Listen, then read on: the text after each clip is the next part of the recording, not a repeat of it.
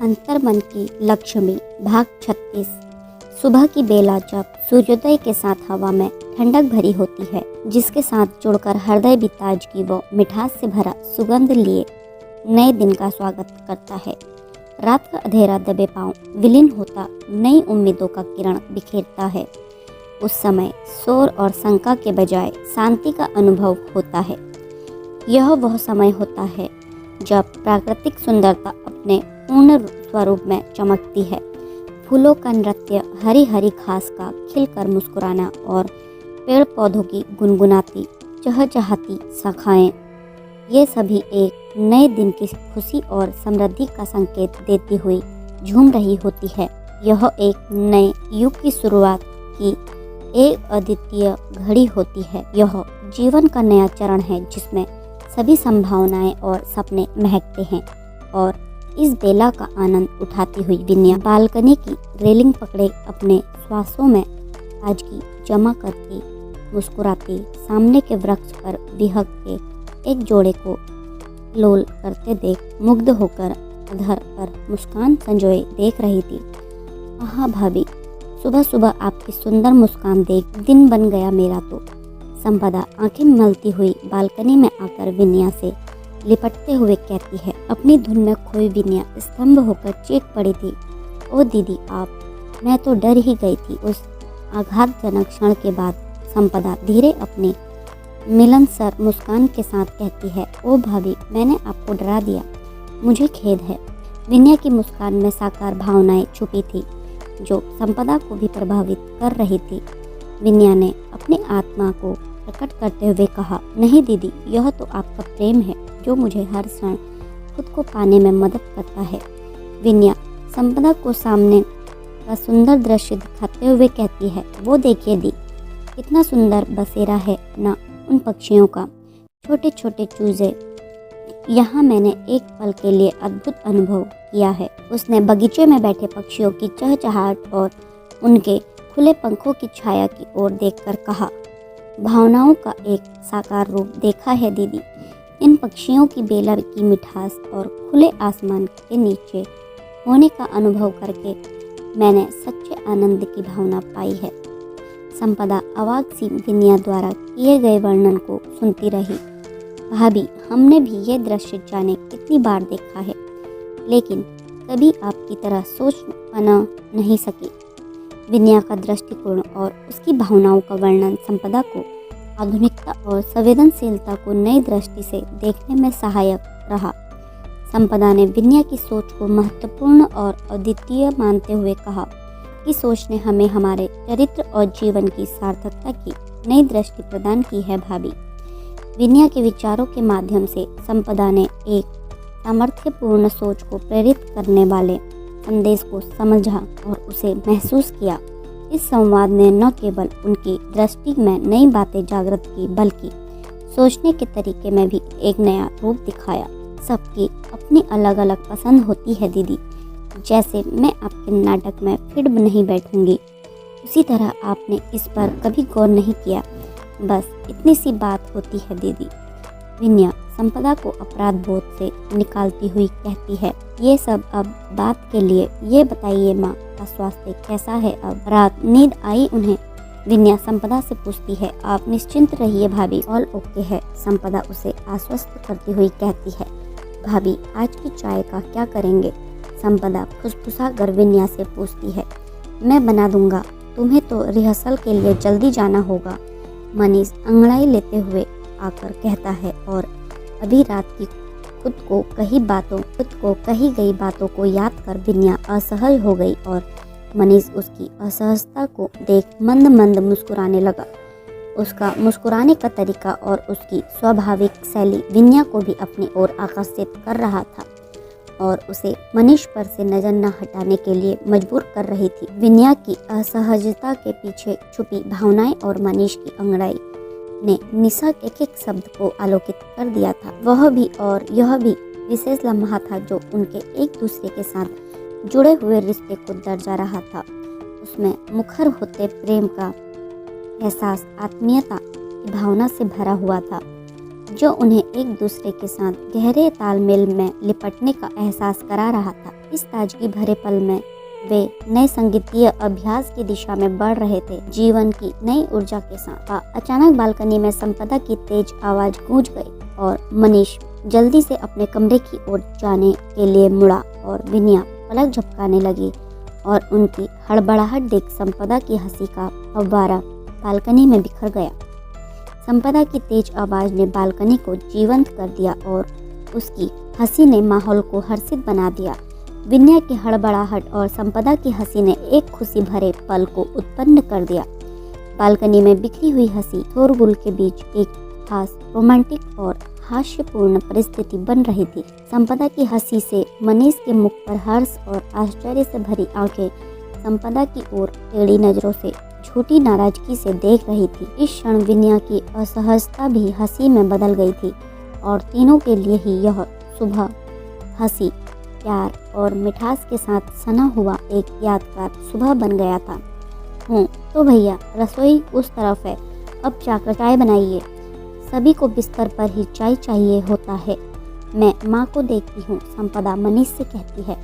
और भैया चाय मसाला भी जरूर डाल दीजिएगा, वो जो कल भाभी के घर से आया है। न मिले तो भाभी को आवाज दीजिएगा। मनीष रसोई की ओर चला तो संपदा पीछे से मुस्कुराती हुई कहती है। उसकी आवाज में शरारत छुपी थी। हमेशा ललाट पर कई रेखाएं लिए चलता मनीष आज बहुत ही नर्म मुलायम रेखा के साथ दोनों के सामने था। तो संपदा इस अवसर को गंवाना नहीं चाहती थी, इसलिए भाई के साथ चुहल करने से बाज नहीं आई। भाभी, इस घर की हवा में आपकी ताजगी और खुशबू इस कदर घुल मिल गई है कि हमारे दिनों की रंगत बदल रही है। संपदा मनीष के रुई के फाहे से नरमी लिए रूप को देखकर भावातिरेक में विनया के गले से लगती हुई कहती है। रसोई की दिशा में बढ़ते हुए मनीष ने चाय के लिए सामग्री लेते हुए संपदा को आवाज दिया। संपदा आकर, कौन सी चीज कहाँ है ये तो बता दो। लीजिए, आपके लिए पुकार आ गई।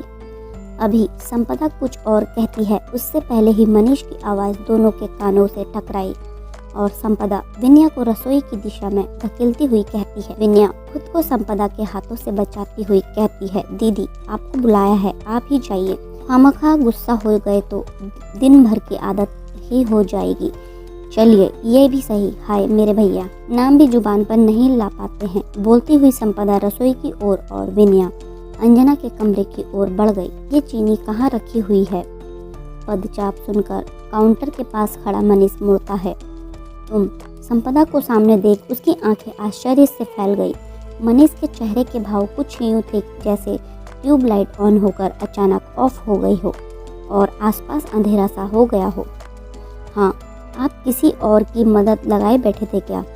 नाम तो मेरा ही पुकारा था आपने। संपदा मनीष की स्थिति के मजे लेते हुए कहती है। उसकी मुस्कुराहट में छिपी शरारत ने इस क्षण को और भी रंगीन बना दिया। संपदा ने अपने भाई के साथ मजाक मस्ती प्रारंभ करने में तनिक भी देर नहीं लगाई। पल के सामने आते ही उसे लपक कर पकड़ लिया। बीता समय वापस नहीं आता, लेकिन जो समय सामने है उसे उसके अतीत हो जाने से पहले ही प्रशंसात्मक बनाया जा सकता है। विनया ने संपदा की सोच को विस्तृत कर दिया था और जिसका प्रतिफल था कि अभी दोनों भाई बहन एक साथ हंसी मजाक में डूबे हुए एक दूसरे की सहायता करते हुए उन लम्हों को मित्रपूर्ण बना रहे थे। रसोई में महकती चाय की खुशबू दोनों के बीच मिठास और आत्मीयता के माहौल को और भी सुगम बना रही थी। यह छोटा सा पल उनके जीवन को खास बना देने के लिए तैयार था, जो हर क्षण को आपसी समर्पण और आनंद से भर देने का आशीर्वाद दे रहा था। ओह, ये क्या भैया, एक कप चाय ज्यादा हो गई। कप में चाय डालती संपदा कहती है, टिंग-टोंग, इसी समय के लिए एक कप चाय ज़्यादा बनाई है मैंने। कहता हुआ मनीष दरवाज़ा खोलने चला गया। ये अखबार। मनीष को दरवाजे पर देख प्रभात मामा जी सकपका गए। जी, मम्मी से तो मिल लीजिए। मनीष का अदब भरा व्यवहार मामा जी को आश्चर्य में डाल रहा था, क्योंकि उन्होंने सदैव देखा और समझा था कि इस घर के पुरुषों को उनका इस घर में आना नागवार गुजरता था। इसलिए अभी भी उनके चेहरे पर सकुचाहट का भाव था, लेकिन बहन को देखने की अदम्य इच्छा के कारण उन्होंने मना नहीं किया और मनीष के साथ घर के अंदर आ गए। संपदा, चाय माँ के कमरे में ले जाओ। संपदा चाय माँ के कमरे में ले आओ। पापा के कमरे में चाय देने गई मनीष संपदा को आवाज़ देता है। दादा आप। तकिए के सहारे बैठी अंजना सीधी होकर बैठने लगी। अंजना ये बोलते हुए मनीष की ओर जिज्ञासु नज़र से देखती है। अंजना और विनया ही मनीष और प्रहाद मामा जी को साथ देखकर कुछ बोलने की स्थिति में नहीं थी।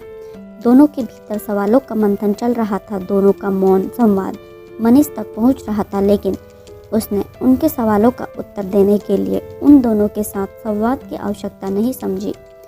वह संपदा के हाथ से चाय की ट्रे लेकर कहता है, मामा जी भांजे के हाथ की चाय बिस्किट के साथ। इसके अलावा आपका नालायक भांजा कुछ और नहीं बना सकता है। और विनया मामा जी है मेरा, प्रणाम तो करो। मनीष के इस कथन ने सिद्ध कर दिया कि उनके हृदय से प्रहाद मामा जी को बतौर घर का सदस्य समझकर मान दे रहा है। इस हास्यपूर्ण दृष्टिकोण ने सभी को मुस्कुराहट में लिपटा दिया और सबने घरेलू साझेदारी के रंग भरे पलों का आनंद लिया। अंजना गदगद हो उठी और उसने आंखों से बगल में खड़ी विनया को ढेरों आशीर्वाद देते हुए के हाथ को कसकर पकड़ लिया था। वह ममत्व की भावना से भरी हुई थी। इस पल में एक गहरे संबंध की मिठास महसूस हो रही थी जो शब्दों से परे था। दोनों एक दूसरे का हाथ पकड़े घर में आने वाली खुशियों के लिए दिल के दरवाजे खोल रही थी। आप लोग चाय लीजिए, मैं आता हूँ कहकर मनीष रेडी से दूसरी ट्रे लेकर बुआ के कमरे की ओर चल पड़ा, जहाँ कोयल और संभव भी बैठे हुए थे। ये लीजिए आज मेरे हाथ की चाय बुआ, और बताइए कैसी बनी है। चाय की ट्रे रखकर वही बैठा हुआ मनीष कहता है, भाई आज तुमने चाय बनाई, क्या बात है। संभव मनीष की पीठ पर शाबाशी देता हुआ कहता है, आज के दिन की शुरुआत तो मीठी मीठी हो गई। कोयल भी पति की बातों को आगे बढ़ाती हुई कहती है, अरे ये सब क्या मर्दों के करने के काम है। घर की बहू नहीं हुई, मेहमान हो गई जैसे। बड़ी बुआ जल भुन गई थी। उन्हें अपनी इतने दिनों की कुटिल नीतियों की मेहनत बेकार होती नजर आ रही थी। क्या मम्मी जी, जब आप दादा दादी की बीमारी के डर से यहाँ आ जाती थी तो संभव और पापा जी ही तो सब कुछ करते थे। ये दोनों भी तो मर्द ही हैं। कोयल तपाक से कहती है, क्या आप लोग भी चाय को ही गर्म रहने दीजिए। अभी आप लोग की गर्मी से चाय शर्मा कर ठंडी हो जाएगी। पीकर बताइए कैसी बनी है। मनीष गर्म होते माहौल को नरम करने के उद्देश्य से कहता है। मनीष इस बैग।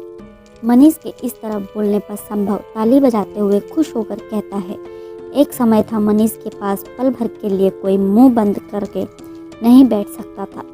मामी जी के पल्लू में घुसा घुसा वही से बातों की ऐसी फुलझड़ी छोड़ता था कि सभी को लोट-पोट कर देता था। बिल्कुल वैसे ही जैसे कल विनया के भैया को देखा तुमने। फिर वो मनीष खो गया और अभी उसी मनीष की हल्की सी छवि दिखी। कोयल की आंखों में तैरते प्रश्न को देखकर संभव बीते वक्त का स्मरण करता हुआ कहता है, संपदा मम्मी तैयार है क्या? डॉक्टर से अपॉइंटमेंट मिल गया है। पापा और मम्मी दोनों का ही आज पूरा चेकअप करा लाता हूँ। ऑफिस से छुट्टी ले ली है मैंने और नाश्ता भी थोड़ी देर में आ जाएगा। तुम भी रेडी हो जाओ तो कॉलेज पहुँचाते निकल जाऊँगा। अंजना के कमरे से निकलती संपदा को देख मनीष कहता है, ये क्या भैया अभी लैपटॉप लेकर बैठे हैं, आप रेडी हैं? संपदा बैठक में मनीष के करीब आती हुई कहती है, टिकट देख रहा हूँ। शायद मनीष अब सब कुछ व्यवस्थित करने का मन बना चुका है। विनया तुम सभी को नाश्ता करा देना, हम लोग बाहर ही नाश्ता कर लेंगे और तुम भी नाश्ता कर लेना। मनीष सबके बाहर निकलने पर दरवाज़ा बंद करके खड़ी विनया को देखते हुए कहता है। मनीष की नज़रों में एक शांत ठहराव था जिसमें विनया आज अपना अक्स देख रही थी और उस अक्स को देख उसका सलोना मुखड़ा आरक्त हो गया, मानो सुबह की बेला में उगते हुए सूर्य ने अपनी कुछ लालिमा विनया के चेहरे पर बिखरा दिए थे। आज के लिए इतना ही। इससे आगे का भाग जानने के लिए हमारे चैनल पर बने रहें और हमारे चैनल पर नए हैं तो चैनल को लाइक शेयर सब्सक्राइब करना ना भूलें। धन्यवाद।